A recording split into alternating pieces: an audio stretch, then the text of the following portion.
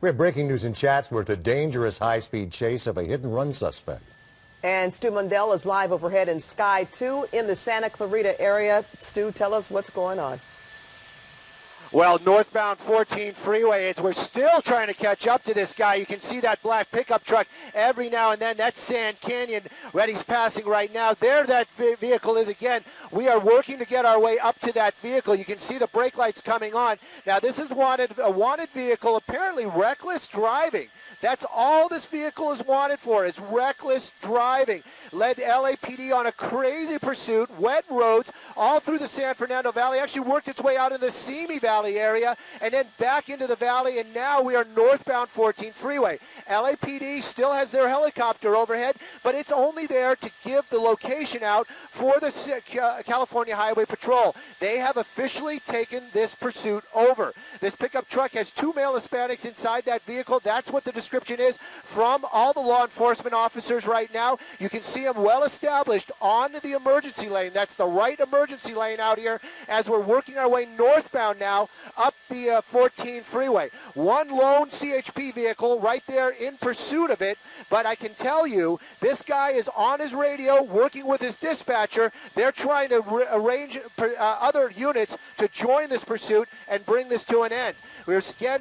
Finally, he's getting off of the emergency lane right there, blending into traffic, getting over onto the carpool lane, but you can see that vehicle moving much faster than the normal traffic out here and continuing as it's working its way northbound along the 14 freeway. We're going to be we're leaving the Santa Clarita area, going to be entering the Agua Dulce area here very shortly. This is a steep incline. This is a big pickup truck, 2 people inside, CHP in pursuit. The want, reckless driving. Well, Stu, did they pull back a little bit because of the dangerous nature of this pursuit?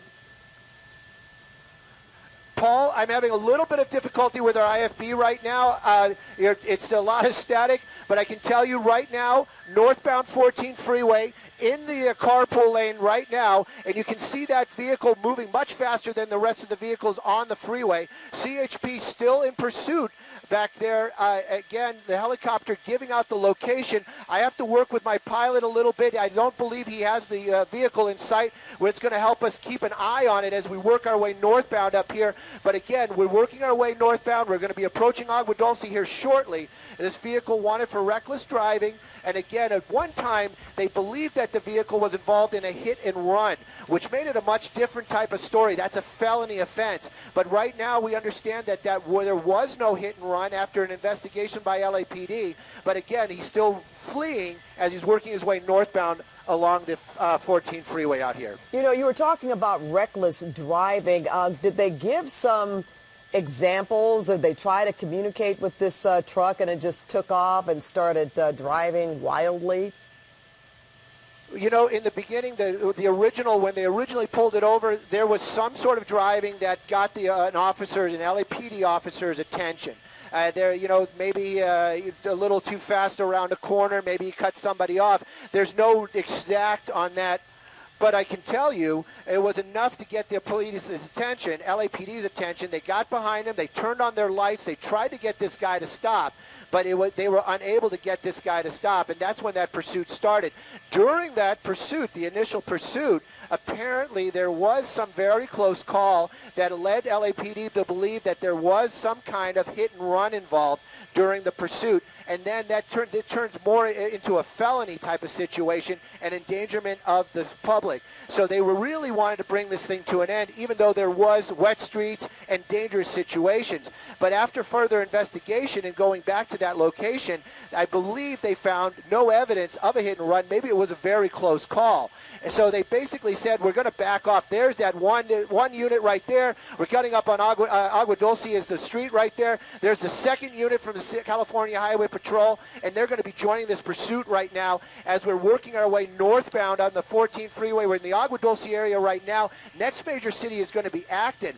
Again, this is going to take us up into the Antelope Valley area. Again, the only want right now, the only want is going to be excuse me, the only want right now is reckless driving. Something unusual is going on right here. I'm going to try to listen on another radio. Looks like that officer was actually locking up the suspect was actually locking up the brakes there. I don't know if he's taunting that officer or what was going on, but it did seem like he was almost coming to a stop there on the 14 freeway.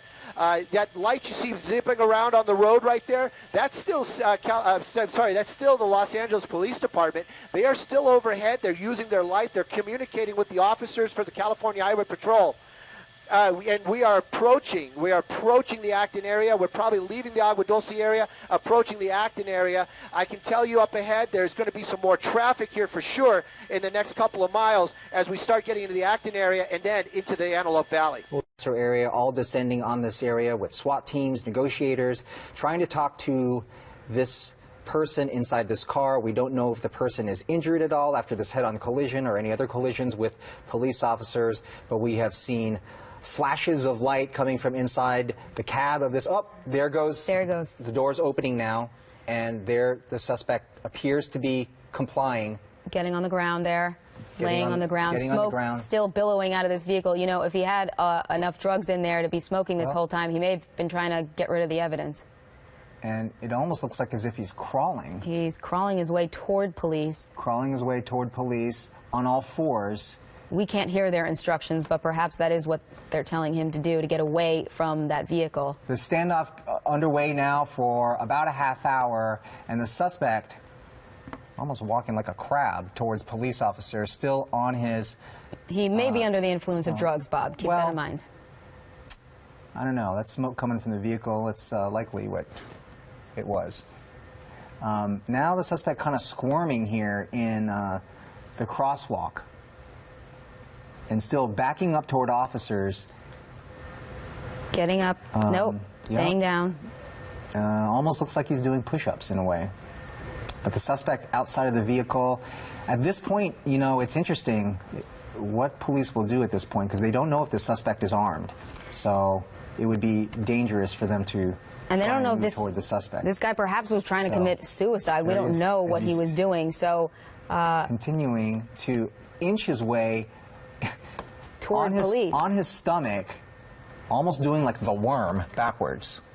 Yeah, this is a unique movement I've seen here. We've seen a lot of suspects taken out of vehicles, but usually they're told to stay put. For some reason, this guy is moving. Stay put with the hands behind his head, and no, this is definitely not what officers are telling him to do at this point. But yeah, he is on his stomach, appears to be, and is sort of worming his way back to officers.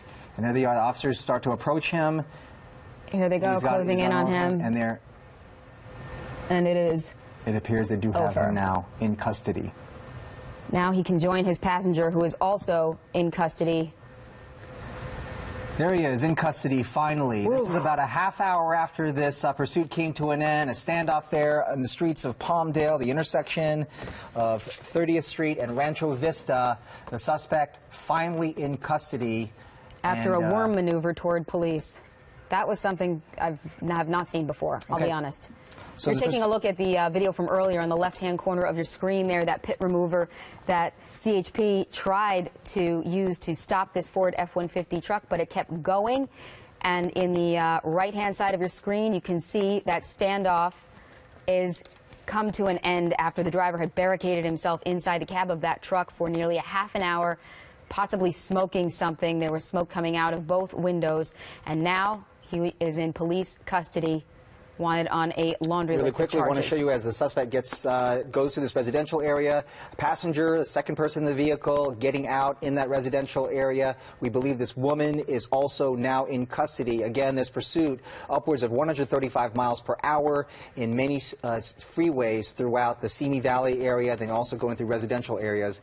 This is how it all came to an end, with a pit maneuver and then a head-on collision at the intersection of 30th Street West and Rancho Vista. And there seems to be a dog now in the intersection. It's a police dog checking out the vehicle.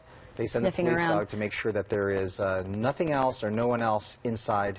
On the left-hand side of your screen, you can see the smoke we were talking about earlier. Up there it goes. But a really bizarre end to the standoff that lasted for about a half hour. We saw smoke coming out of the vehicle. That Multiple term, times. by the way, is somewhat trending here, hotboxing. So there you go. The suspect appears to have been smoking something. If you're going to go out, some people want to go out that way. He finally This got guy out of the looked like- vehicle and did the backwards worm, is what I'm calling it, back to a police officer. It seems like an awful lot of... Take him into custody. But the good news, none of the officers here appeared to have been hurt, and it's a code 4 at this point. So we'll have more on this coming up at 10 on the o'clock. Fox 11 News at 10. You've been watching Studio 11 LA here on Fox 11.